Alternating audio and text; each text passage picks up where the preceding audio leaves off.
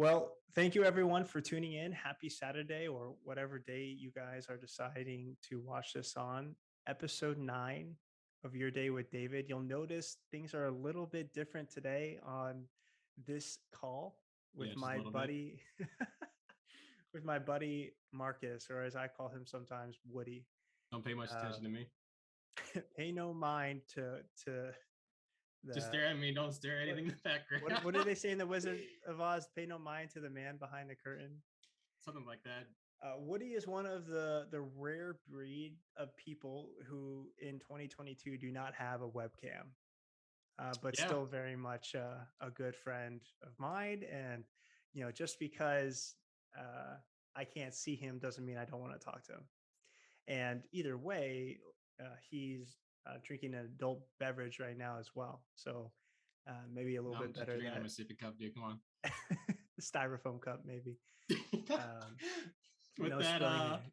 with that, what you call that blue and purple zigzag line across. Oh yeah, dude, they be putting that on t-shirts. That shit looks fire. uh, and so today's episode will be pretty much you guys watch me talking to a photo of Woody from Toy Story, uh, which is fine because that's pretty much how I've interacted with him ever since I've known him anyway. Yeah, Woody, man. again, one of the people that I met through online video gaming. You guys have met or will meet my friend Banana on last week's episode here. And then you'll also meet or have met Emily as well. Um, so you guys are getting to meet both every people that I've met, in real life and then also online. And I think as well, you'll find that trend from here on out or episodes to come.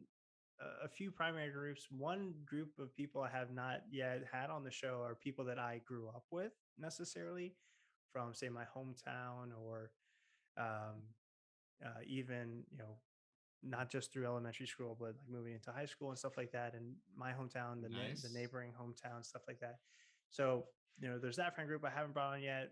I've mainly focused with my college friends, my online friends, and then some of the, say, more seasoned, I guess, people, if you will, with Patricia on episode 2 of the podcast, or sorry, episode 3, um, as well. People that have experienced life a little bit more than I have, We got right? some Maybe David been lore through, here.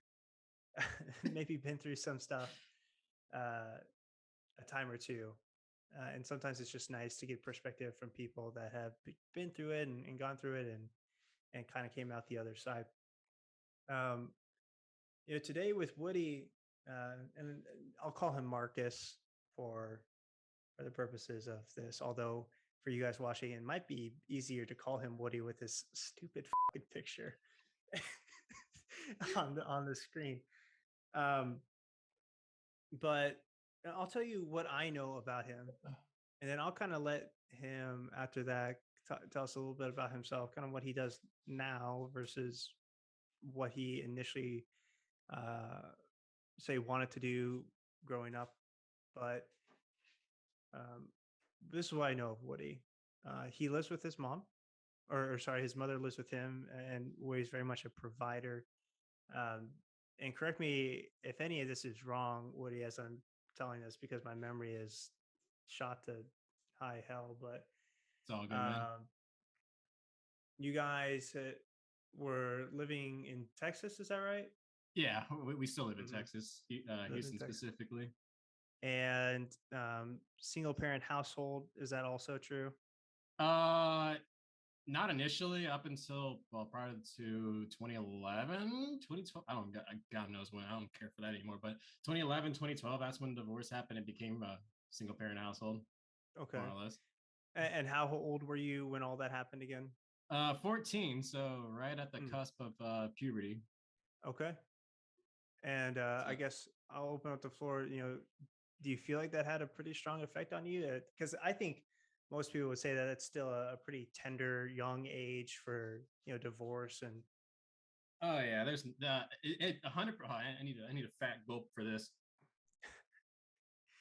of the Kool-Aid he's drinking for those listening and watching. Yeah, some Yeah. Sprite Kool-Aid. Yeah. Sorry about that. Yeah.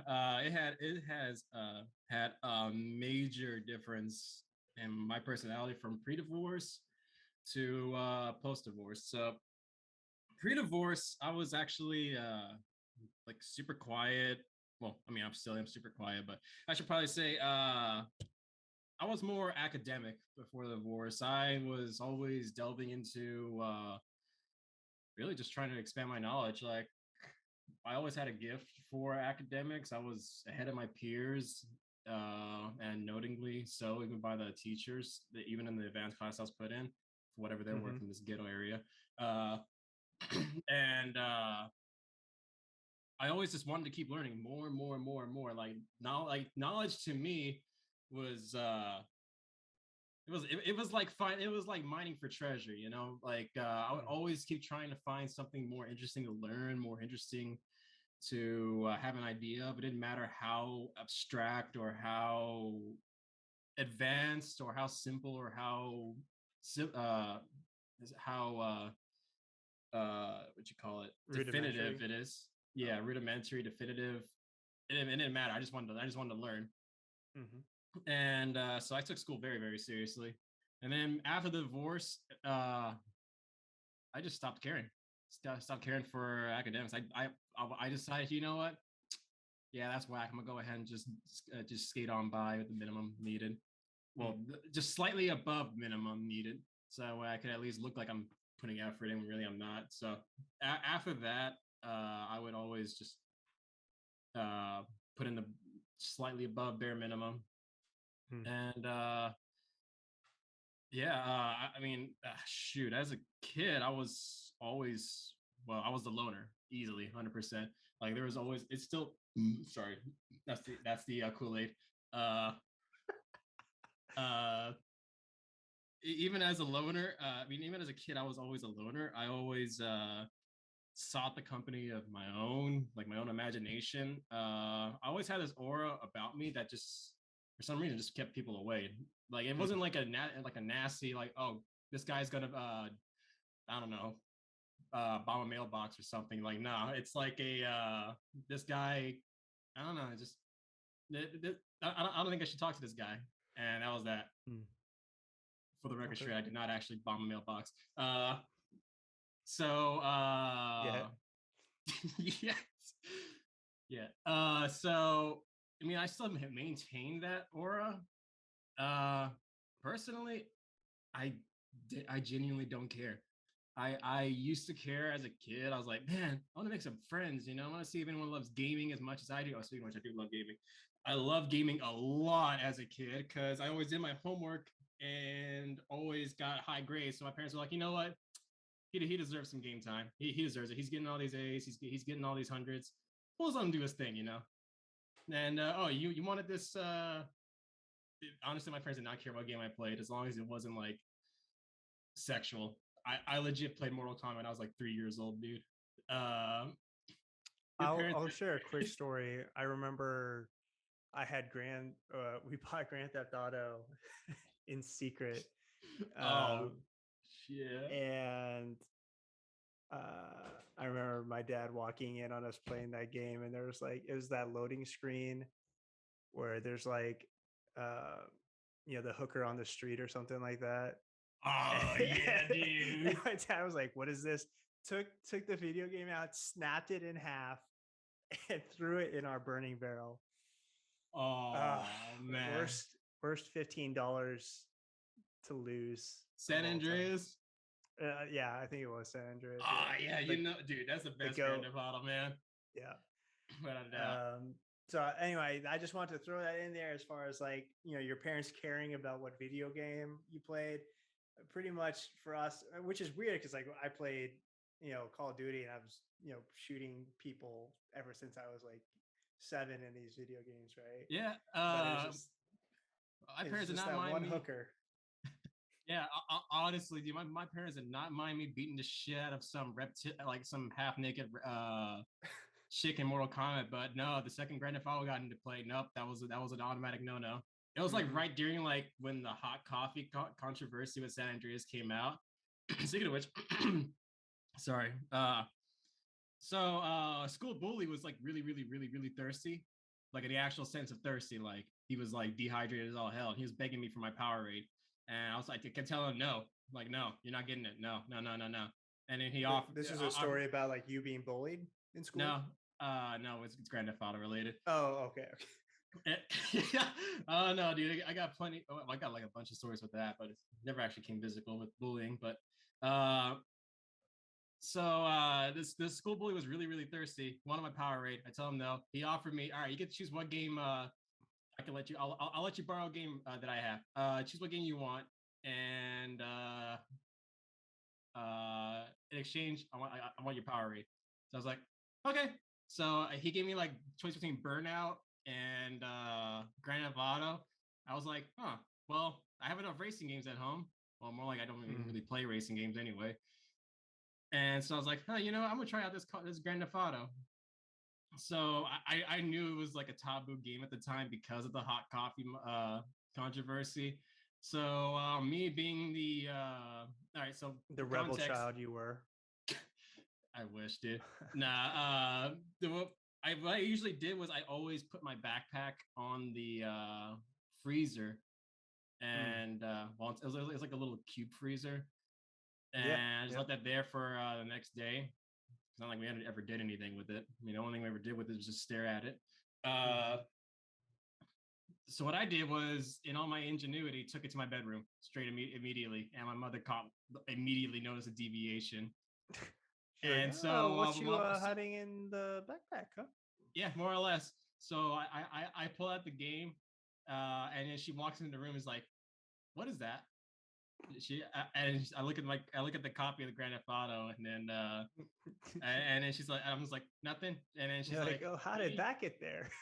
yeah, and then she's like, you know, your father is gonna whoop your ass if he finds out you have this game, right? I was like, yeah, but he doesn't know what it looks like. And then she was like, all right, so what we're gonna do is we're gonna wrap this back up and we're gonna hide it from your father, and we're gonna give it back to whoever you got it from yesterday. So I Oh, was she like, was a all cool right, mom. well, yeah, because she could have very well just whooped my ass right there if she wanted to. She could have told But your dad right there too. oh god, dude, that would have been a literal pain in the ass. Mm. Uh, yeah. So after that, I just gave the guy back his Grand Theft Auto, Oh, and okay. yeah. Speaking of which, I'm already starting to feel the alcohol kicking a bit. What was the previous topic we were talking about? We were initially talking about like academics and how like going through divorce at a young age, you decide to kind of give up on the gift of academics, Oh yeah. just kind of skated by, and then how that kind of created this personality of yours of kind of being a loner, and feeling like that also got projected out into your personality and people could feel that, and how that maybe continues with you a little bit to this day, Oh maybe yeah. not even a little bit, like you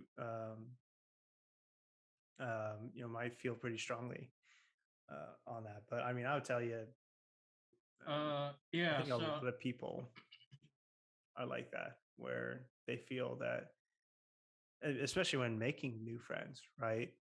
Mm-hmm. um, Something that I more recently have been very fortunate in, is meeting new people. But for a long, long time, always kind of question like, okay, if I meet new people, what's in it for them? Like, what part of me would they actually want to spend time with or hang out, and all these other thoughts, right? Mm-hmm. Um, but you know, you'll find out, or luckily, some people, uh, or a lot of people, are just looking for a friend, right? Mm-hmm. And uh, and some people are also very willing to become a friend, even if you don't ask. And I think that's kind of a nicer, a beautiful thing that I've been fortunate enough to recently experience. Um, Yeah. Now, Definitely. you said you had a gift of academia, you gave it up. Are there other things besides academia that you had felt you had a gift for, or Uh. So because I was a loner, I always relied on myself. So that meant figuring out problems on my own. That meant seeing people when I say loner, I meant like an asocial person. Like I don't care for social relationships for the most part. Not in the Hmm. sense of like not caring to maintain it, because personally for me, I don't really like to. How to say? No, I don't necessarily dislike checking up on people, but I feel like I'm more of a nuisance whenever I do that. Because personally, for me, as long as I know you're my bro, we could be 20. You can go 20 years without talking, and you can just randomly message me or just like, send me a pigeon mail and just be like, "Hey, bro, what's up?" I will literally just respond with like, "Hey, bro, what's up?" Like we just got done talking yesterday after a drunken night. Yeah. Like, You know, uh, that's funny because it's kind of how like even this started. Or again, the whole point of the podcast is me reconnecting with old friends, and also me, introducing important people in my life to people out there that are struggling, that do feel alone, feel like they can't be friends with people, feel like maybe that they're a loner, or maybe that they're also asocial, where they don't really feel a need to socialize. But I think everyone wants to be a part of some kind of group here, or yeah, that's the whatever it thing. might be. Yeah, And humans. I got now. Go ahead. I was just going to finish on the on that topic of, I before you and I started filming, we're like, man, when was the last time that you and I talked? And we were trying to look through like old messages, and the last Yeah. message we have looks like it was like January of 2021. So over a year ago, supposedly you and I hadn't talked, but you and I are agreeing that there's no way it's been a year, over a Yeah, year. there's no way in Like hell, man. we've had to have like communicated in some other kind of chat, between, those times, whatever it might be. Yeah, But I sometimes as well, that's just kind of how it works too. Time fucking flies. And there's people that you spend a lot of time with, there's things you spend a lot of time doing, and then you blink and a whole year goes by, right? yeah, I think that's why it's so important to make a conscious effort about reconnecting, because um, sometimes you'll just wake up and you don't really realize how much time has gone by the last time you spoke to someone you cared about. yeah, So, definitely. and I guess, so you went from this academia kid to very much not so, right? Hmm. What other, I guess, struggles did you, as a 14-year-old kid going through puberty, and then farther along over the last 12 years, um, or maybe I'll just stop there and say, what is it that you do now? And I'll let you Oh, kind of tell us a little that's like bit. an ultimate irony, man. Yeah, I was For gonna a say, guy, I'll let you tell us a little bit about yourself then. the ultimate irony, man. For a guy who absolutely has it, absolutely hates having social relationships Hates or talking English. or come on, man. I'm sorry. Like I'm tired as hell, and the Kool-Aid starting to kick in. Um, for someone who absolutely hates having social relationships or having to deal with other people, I ended up choosing a healthcare profession, which I am currently an emergency medical technician, or just an EMT. Like one of those guys you see that just rides around the wee woo mobile. And Wee woo, wee woo. Yeah, honestly. Good times. And I deal with complete and utter strangers every day. Uh, kind of ironic, right? Uh, Yeah. and And I say, how did you get into that? What led you there? despite my disdain for talking with other people, that's a topic for its own, right? I guess we'll get to that in a few. Despite my disdain with talking with strangers, I've always had an innate sense of helping another person. I don't know whether it was uh, if it's like a spiritual thing or if it's like a genetic thing, but I've always had an innate sense of wanting to help people out, whether it be in their darkest moments or they just need a nudge in a general direction, but it's that over like no like even though the divorce took quite a bit out of me, it never once dulled my sense of wanting to help people. Like that remained concrete. That remained steady as an oak tree in the forest. It might have even Uh, strengthened it. Honestly, it might have. One good thing about being a loner is that uh, well, one, you just have really just no appetite for like small talk, like, "Hey, how's the weather up there? I was all right," or anything like that. Like what you if you, I would say you're like a net, like a fishing net. Like, yeah, the little fishies, the superficial friendships are gonna just go right by the holes, right through the holes, I should say. Mm-hmm. But the big fish, the quality friendships, that will latch on pretty nicely. Mm. And but that I I have a lot of acquaintances. Like I have acquaintances. I don't consider them friends, but friendships I do have, I genuinely enjoy their company, like you do. I genuinely enjoy your company, even though we don't talk like we probably talk like once every like 20 Apparently years. once But every year, yeah. yeah, really like once every year. I regard you as a friend, dude. I genuinely regard this friendship as a quality friendship. I'll give me a second. Take another sip. Now, you didn't always, or I should say, being an EMT wasn't your first choice. Nah, it wasn't. It was intended to be a stepping stone. I wasn't originally. My plan was go to school, rack up $300,000 in debt, and then go to medical school, rack up another $500,000 in debt, and then be a doctor. The And then, dream. hey, 800K in debt, and you have a piece of paper to prove it. Uh, but I got into being an EMT because, well, one, I needed to make money because at that time I was 19, and yeah, being a leech ain't the life for me. So I saw it on I saw an advertisement to join an EMT class when I was when I was in a school library researching for U.S. government, some stupid assignment. I don't even know what it was at this point. And I looked at it, I was like, you know what? That sounds pretty interesting. I'm gonna go ahead and try this out real quick. Let me see if I even like the healthcare field to begin with. And so it was like a two month course in the summer.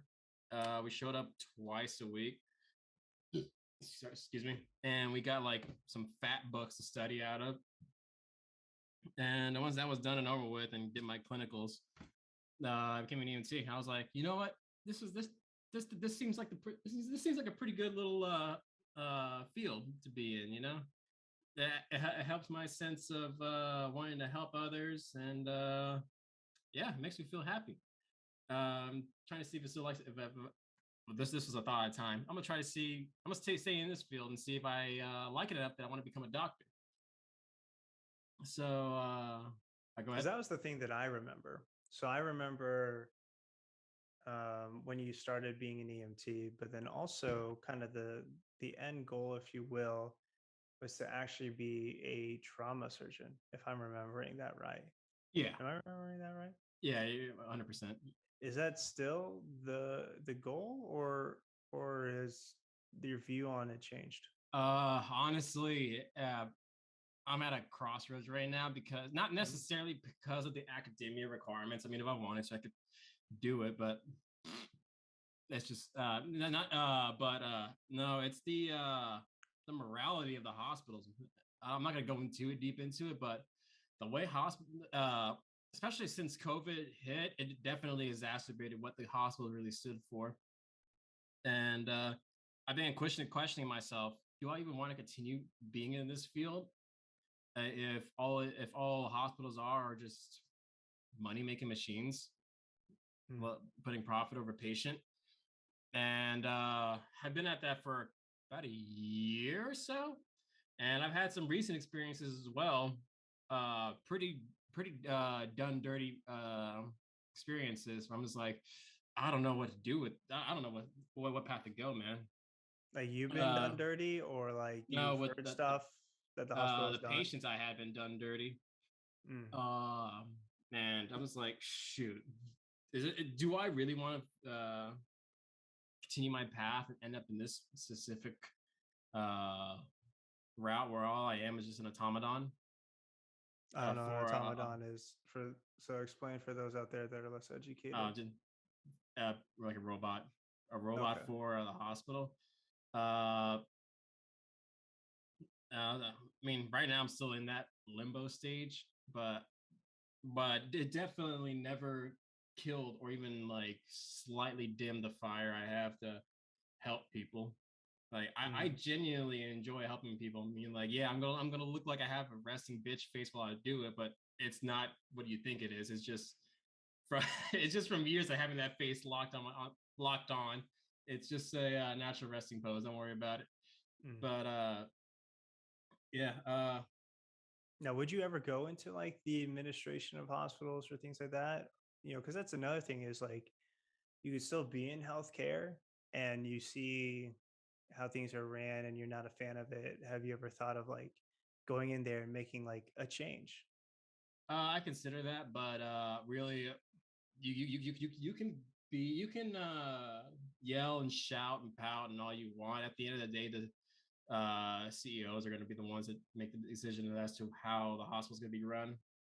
They all say the nonprofit, but hey, come on. Mm. Uh, yeah, that besides futility, it's more so. I just absolutely hate bureaucracy. Like I cannot, like, dude, I can barely stand to write my patient care reports, man. Like every time I write a patient care report, I feel like I'm dying inside. I absolutely hate paperwork. Mhm. Okay. Sorry, I had to take a fat sip.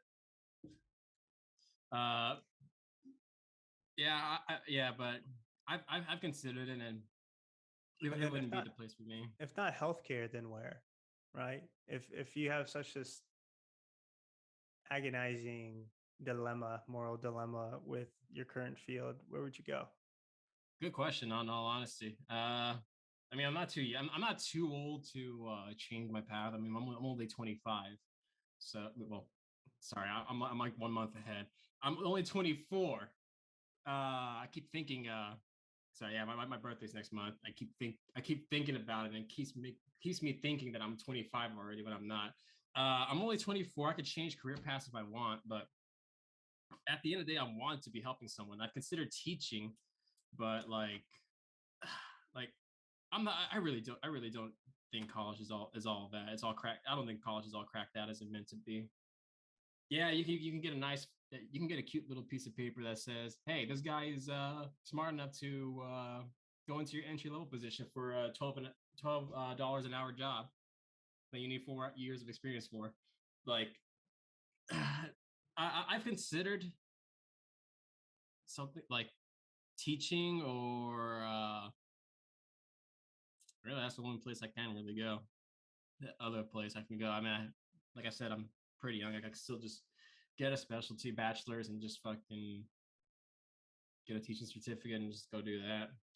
Have you ever thought of like just volunteering somewhere?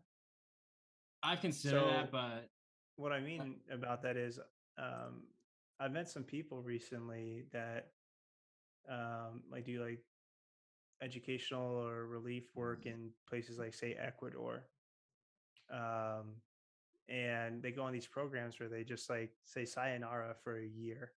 They just mhm, leave, go out for a whole year, just and like I'm very much envious of them. Having I don't know if it's conviction or a lack of caring. Um, but again, they also kind of have their own qualms with the capitalistic view of America, but to where they're just willing to say, you know what, I don't want to be where I'm at right now for just a year, right? And they just leave, right? For mhm, me to, with what I do, to just, I quit my job and leave for a year. I mean, I don't know what I'd be coming back to a year later, right? yeah. And that's a terrifying thing. But for them, it's they don't have any second thoughts, right? They just go. Yeah. Some people just have that inferno inside of them where either a moral inferno or some sort of divine spark within them that compels them, I should say, to embark on such journey. Uh, Now, what's the situation for you currently? So you, at a young age, 14, your parents divorced, but then, and I know that if I remember correctly, that divorce took a long, long time to settle. yeah, Long time. we finally got everything divorce related done last year. And Took yeah, 11 years. yeah, so that was a soul sucking like 10 years. It's 10, yeah, yeah, that's right. I remember now. I was wait, no, yeah, yeah, it was 10 years. 11, And 10. does your Uh, so again, you're taking care of your mom, or what's the situation for your mom? yeah, Right? so right now I'm taking care of my mother right now. She's in suboptimal health to say. Not she's not like, dying or anything like that. Like nothing. We all are dying, Oh yeah, we all are. The one sands day of at a time, time. the sands of time will stop flowing for everyone. Uh, no, she's not necessarily like hate. Like she's not suffering from a severe debilitating ailment or anything like that. But Okay. well, actually, not in a severe sense. But she does have some where kind of prevents her from working, like her arthritis. I've been trying to treat that with hydroxychloroquine and like a butt ton of boron. And so far, it's been working so far. It's swelling's gone down tremendously, and she seems to have like her hands have like the dexterity of like years and years ago when they were so swollen. Mm. Don't do what I did because I'm not a doctor, but yes, disclaimer out there. Uh, do your own research. Yeah. Anyway, point being is yeah. So my main goal is just to make sure that my mother's taken care of because I think right now one of my goals is to go in the army as a combat medic. But well, so my brother also went into the army, more specifically the National Guard, and right now he's deployed in down at the Texas border, and he's about to go into Special Forces selection, which I'm really proud of him for, because yeah, that ain't no joke to even like get considered for. Mm.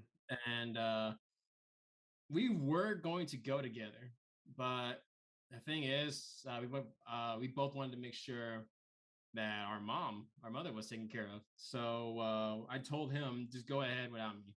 I'll join someday. I'll join someday in active duty, but right now, someone's got to stay behind and take care of our mother. And so I told him to go because he's younger than me, 3 years younger exactly. Not exactly, but like, just by like I don't know, 10 days Yeah. or so, 10, 15 days. Anyway, point being is he's younger than me, so he has a lot more potential future than I do by 3 years.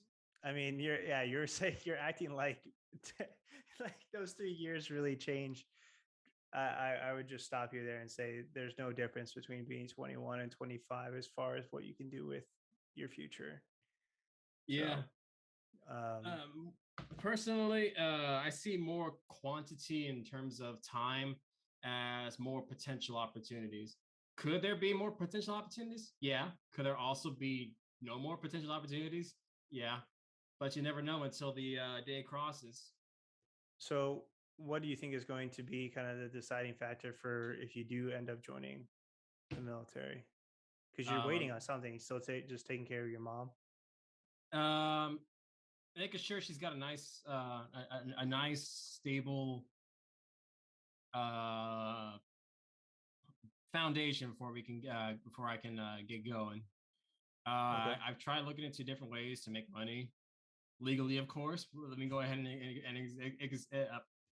God You damn. you Let me go didn't ahead need to you and didn't need to say legally. You know, we were all on the assumption that you were going to do it legally, but thanks for yeah, clarifying, 100%. Marcus. Yeah, I just wanted to really emphasize that because someone might be thinking, "Oh, this guy's gonna be doing drugs." Nah, nah, nah. I've seen what drugs do to people. Nah, nah, nah, nah. Anyway, Okay. I look into different ways of making money. My main goal is to get my mother a house because right now we're just coasting along on apartments. Mm-hmm. By coasting along, I mean it's been stuck in this booty ass apartment for like 2 years. Uh, and once I get her a nice little house, preferably somewhere out of the city because Houston is ghetto as all hell and is getting worse by the year. Uh, as long as she's safe and secure, and I don't have to worry about her for at least like a couple months before I can start making sure all the bills are paid and whatnot, and that she's not gonna get like shafted out of the house and whatnot. That will be an opportune time for me to go. It's when everything's nice and settled, ain't gotta worry about much, and preferably get the house under my name so I can get active duty benefits and whatnot. Mm-hmm. And yeah, but until that time, I've been just trying to make some money. You think you'll stay in Texas, or I mean, because quite honestly, you have the freedom to go wherever, right? I mean, if you're going to be in the military and Mm-hmm. gone anyway, you might as well just pick a place that's comfortable for your mom. Yeah. So my mother prefers to stay in Texas. I don't blame her. Texas is a really good state. Preferably outside of Houston, which I also don't blame her because yeah, gangs aren't exactly becoming less and less known around here in Houston. Uh, and preferably really get her around like like not Huntsville, but like yeah, like around the Huntsville area, like somewhere like around that like area. Thinking of a certain in terms of a circle, like around that perimeter, just like outside of the city, somewhere where it's nice and quaint and housing prices are cheap. She ain't got to worry about much, and she can just do her own thing, whatever mother does. I don't know what. Uh, What do moms do? Yeah. honestly, what do they do? Mom, my diaper's full. They do a lot. So so yeah, once that's all nice and set, I'll be going my own way. And I'll be honest, I didn't know that you had a younger brother. Is it just you two siblings? Uh, so with my mother, he and I are her only children. But Mm-hmm. with my dad, I am the third youngest and he's the fourth youngest. He had two children You with have his two half other. brothers or Yeah, sisters. yeah, he had a half brother. I have a half brother and a half sister. He had a Okay. half brother. They're both like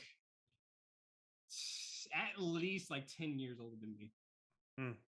At least. I would say, actually, no, not even. I would say they're at least 13 years older than me. I have a half brother who's the second oldest, and a half sister who's the oldest. I don't really consider them half. I consider them like full, Sure. regardless of blood. Oh, regardless of like blood percentage, I should say, Did you because spend much time with him at all growing up, or? uh, no, not at all actually. So well, with that, my siblings had a rather disagreement with my father and ended up living with their mother. Not at the same time, but over like a couple of years, Mm-hmm. they ended up living with their mother. I don't care for her because she's not my blood. And yeah, pretty much they afterwards, like shoot, like at least 20 years later, they reconnected with my father. And yeah, so to answer your question more specifically, no, I didn't actually have much interaction with them. I was like, well, when my half sister left, I was like an infant, and when my half brother left, I was like, well, when my sister left, I was an infant. When my brother left, I was like 2, 3 years old, maybe, and I never actually saw them again until like 2013 or so. Okay. And I was born in '97, so puts in perspective how it was. And what's your relationship like now with your dad? Pretty good. We had a major fight in 2018. 2018? Yeah, 2018. And we didn't talk for a year. 2020 we reconnected, and I've had a stable relationship with him since. We're doing pretty good, doing pretty good. I try to see him as often as I can, which unfortunately is to say not very often because I'm super busy with work all the time. Does he live in the Houston area too? Yeah, he lives in the Heights area, which is like the northwest side of Houston. Well, I would say like center northwest side of Houston. It's like near downtown. Like if I could literally just walk to downtown from where he's at, and it's like in the historic one of the historic districts of Houston. Hmm. And so he's not he's like a 15-minute drive at most for me. Sure. So, but he usually spends it at his. I usually find him at his girlfriend's house, and yeah, we usually What do just you try to think? catch up. What do you think has been the toughest thing that you've had to deal with your family situation? Yeah. And I would throw a double question on you. So a double whammy here is: All right. Well, I do you don't want to think that request a double sip. do you think that the family situation is the toughest thing that you've had to go through in your life, or has there been other things as well that maybe have an even more significant impact? I would say the toughest part was not necessarily the family breakup, but more so the family cowardice. Uh, my mother and Mm. father refused, absolutely refused to talk with one another. And so, as a result, my brother and I were, well, more specifically me, since I was the oldest, was to act as a mediator for like, well, not necessarily a mediator, but more so like a carrier pigeon, like just to go and grab the fucking child support and alimony checks and other letters. And you're making me laugh. Gosh, I'm staring at a picture of Woody from Toy Story here. Go. I, it's hard not to laugh. And yeah, just basically just to mediate like the legally obliged payments and whatnot and agreements and messages to one another. And like, why would you give a fucking 14, 15, 16, so on year old Yeah. that responsibility, man? It's just like, was like, that's one part I'm not going to forgive him for, in all honesty, because of that. Hmm. And We talk. I'll cut you off there, and I don't mean to like preach to you. Um, but you say you won't forgive them, but remember, or more importantly, for yourself, maybe, and I talk about this briefly in another episode. But forgiving isn't really for that person; it's for yourself, right? Because if you don't forgive them, Woody, then you're holding on to it, right, man? That gets heavy after yeah, years and years. It gets well, heavy. I got Uh, broad shoulders and meant for carrying, so I'll deal with it a little. huh? uh, Okay. All right. I'll deal with it longer. I mean, I'm probably gonna forgive him in the future anyway, because that's just how it be. But It'd be like that sometimes, yeah. I like how it be, but it do. But yeah, I'm gonna I'm gonna end up forgiving him So in the future one way or another. so yeah, I agree though. Very tough as a 14, 15-year-old kid to be put in that position, right? Um, I can't imagine how it was for other kids who had to go through similar things and they're in their single digits. yeah. Now, I guess what do you think led to such a strong dislike for communication between your parents, right? I I mean, I'm kind of in a similar, or I know kind of what they're going through a little bit, both in my own experiences and then yeah, I won't go too Seriously. much into it, but what Mm-hmm. caused that disparity, right? Because at some point, maybe they liked each other back in the day, like they liked each Yeah. other enough to have you, right? Yeah. Honestly, they're probably pretty dumb for having me because I'm like super stupid. Anyway, or God, testing really. Anyway, point being is, well, I'm not gonna specify who did what because I don't want to build needless antagonism towards anyone. So I'm just gonna leave it at that. You can make your own head canons, your own like little fan fiction. I don't care. It's Mhm. infidelity and Mhm. yeah, infidelity and just ironically, a lack of communication during the marriage itself towards its twilight years. Mhm. Uh, those two ended up spurring the whole shebang. No, not literal shebang, but like the Yeah, whole cadoodle of this BS. we can tell that the academia you were talking about, it wasn't English. Dude, you would not believe how difficult it is to string together words, dude. If I didn't think of a sentence ahead of time, I would just stutter like a lawnmower. Oh, nice. Yeah, all those stuttering lawnmowers out there right now, that That was a joke. Please laugh. they're empathetic Anyway, to you. oh man. Uh, Okay. And I guess, so was it different for your even younger brother, right? Because he would have been 10 or 11. yeah, he was 11 at the time that this bullshit happened. Uh,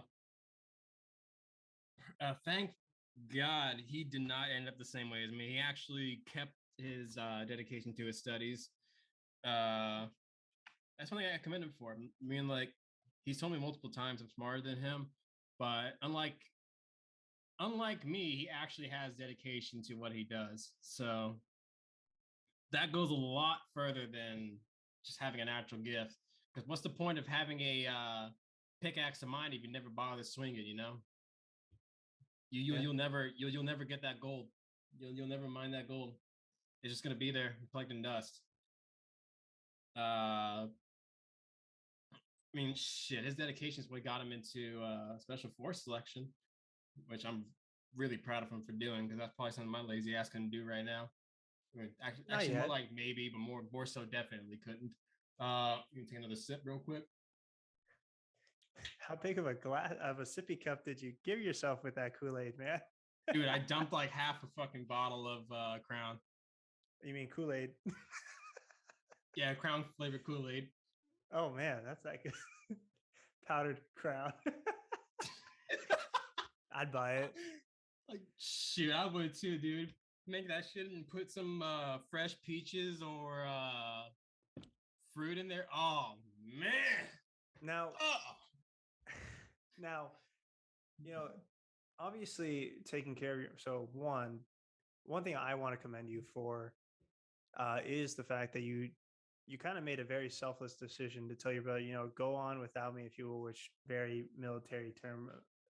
When you think of military movies, go on without me. Uh, but again, kind of sacrificing yourself or kind of putting yourself on a little bit more of a delayed timeline as far as maybe joining the military. That is something that I consider myself to be a pretty decent person. Uh, but Oh I shucks, Mickey. I don't know if I was in a similar boat, if I could have made that decision, and I will never know because it's not my circumstances to make that choice. Um, Glad you never have to go to do that, man. Like unironically, like non-sarcastic. I'm glad you never have to go through that. yeah. So again, first, like I want to commend you for that, but then also, how it stems into other things now that you're taking care of your mom and have been for quite some time. That has lasting effects on other things, right? Where although you consider yourself to be kind of a don't you have no need to socialize, but then also it stems into things like relationships, right? How if you're taking care of your mom all of the time in your free time, then it's kind of hard to meet other people too, right? In that context. Shoot. Have you thought about that much? Yeah, I thought about that. Honestly, in terms of like just friendships, honestly, I genuinely don't care to make friends at all. Like I'm being Mm. 100% honest. I do not care to make any friends. I do not go out of my way to seek friends. I do not go looking for friends. Just so happens that friends fall into my lap. Is it because I'm a good guy? I don't know. Probably. I don't know. I don't think of myself as a good guy. I think of myself as a regular guy. A funny little character. I think of myself as just a regular person. I don't necessarily think there's anything that gravitates people towards being my friend. As for like romantic relationships, pussy, dude. I'll get that another time. You're right.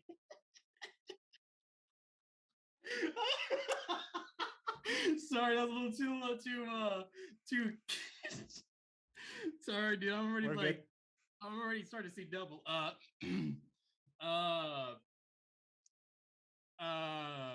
oh, thank you for Okay. thinking I'm a good person. So for you, the idea of looking for, say a significant other isn't in the timeline just yet. You're perfectly content with one, your current friend group, no need to go out of your way to make new friends. And then Mm-hmm. two, even a significant other isn't something that necessarily crosses your mind. It's more of a if it happens, happens kind of thing. Yeah, I mean, like, I really do not like sounding like I'm stuck.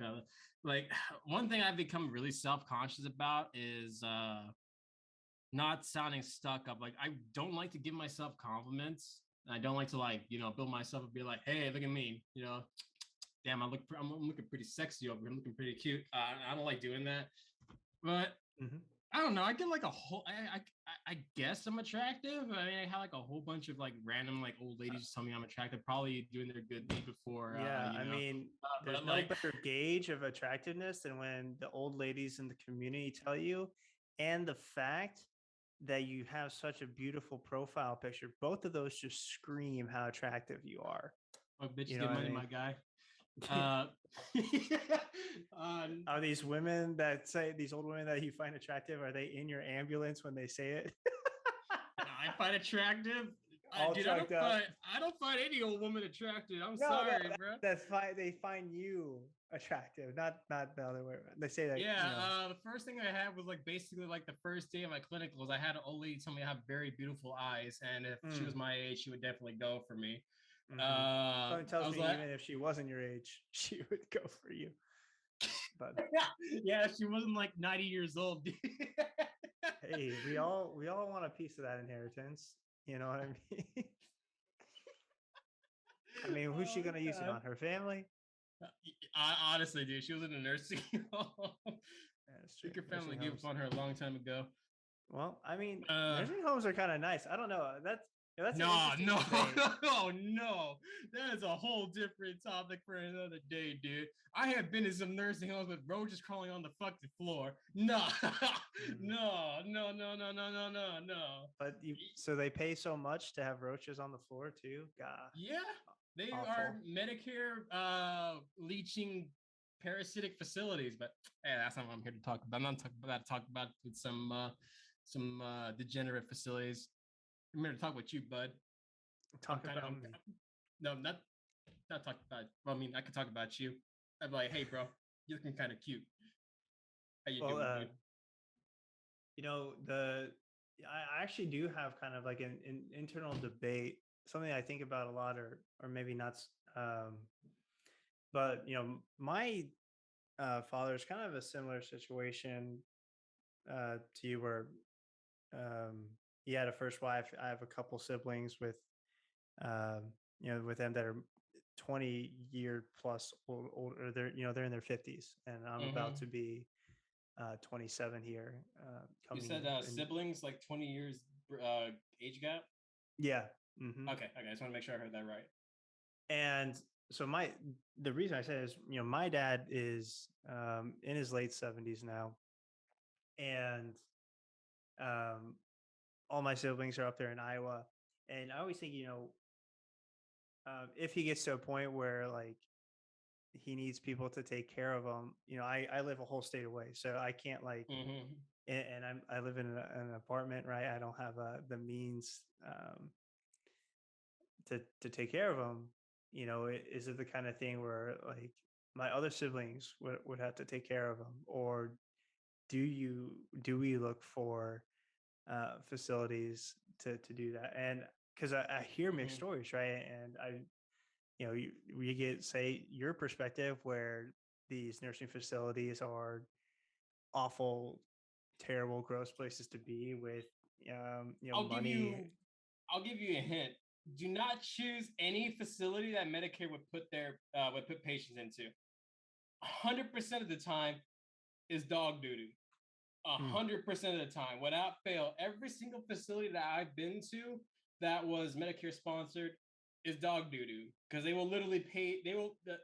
Well, sorry, Medicare will pay bottom dollar, and the facility will give bottom dollar performance. If Mm. you want an actual good nursing facility, choose one that isn't that doesn't take Medicare. It takes private insurance or it takes private pay, because those facilities are the ones that don't have to abide by Medicare's like stringent rules and stringent payout, and they can provide actual quality service. There's like a million nursing facilities. Sorry, excuse me. It's like a million nursing facilities that take in. There's like I would honestly say probably about like 25%, 25% or so, 25-30% that don't take it. And they're actually really good. You can literally tell a difference. It's literal night and day. You got missing inseams on the wall in the Medicare facilities. I'm not going to say which ones because, yeah, you already know. And Well, I don't there's, know. I don't live. oh yeah, that's right, that's true. Oh, I'm not about to get doxxed. Anyway, point being is, you can tell which ones are night and day. The good ones have missing. I mean, the good ones don't have missing inseams on the walls. Mm. That's for sure, and the bad ones do. But yeah, in my opinion, it's always best just to stay with family and just have home health care. I mean, it might be more expensive, but you don't have to worry about how the person is being treated in these facilities, because these facilities employ some funny characters, and not in a good sense either. I've had some, oh god, dude, I've been in nursing facilities where they stuff 4 patients in like an apartment bedroom sized room. Like that is such a disgusting vector for diseases. One guy gets sick and then boom, the whole room just gets sick, and it's absolutely disgusting. Mm. uh The more you know. yeah, that's what they don't tell you, because Mm. they just want you to put your loved one in there, and then they just become another number. But I would definitely recommend home health care over nursing facilities, because at least you have security by proximity, is what I would call it. You're nearby, they're straight up in your home, and they're being taken care of by a professional, like CNA, LVN, RN, depends on what they need. And they're in the proximity of your home. Um, Okay. so that would definitely ease the burden of worrying about how your loved one is being taken care of. Yeah. Now, on an earlier episode of the show, I brought on a friend uh, named Kyle. It's episode 4, and Mm-hmm. he also came from a background where his parents split up when he was at a relatively young age, very young in his case, single digits. And he kind of gave us a little bit of insight as to kind of his experience, what he went through. But now that it was 12 years ago for you, looking Mm-hmm. back, is there any, say, lessons that you've learned, or maybe even like a silver lining? Has there been anything good that came through that, to where you can look at yourself as, okay, if this didn't happen, then I wouldn't have this. Excuse me. Well, the obvious one is don't cheat and actually talk with your spouse. Like that should be that should be like relationship 101. Talk with your loved one, or talk with your significant other, I should say, and don't be a scumbag and cheat. Second thing is, from what it helped me realize, well, see, the thing is, trauma brings out a true character of a person. Be it, well, it doesn't matter what trauma, mental, physical, emotional, it will always bring out what a person truly is. And it made me realize, wow, I'm just a lazy sack of shit. But but in reality, what it did was maybe realize, you know what?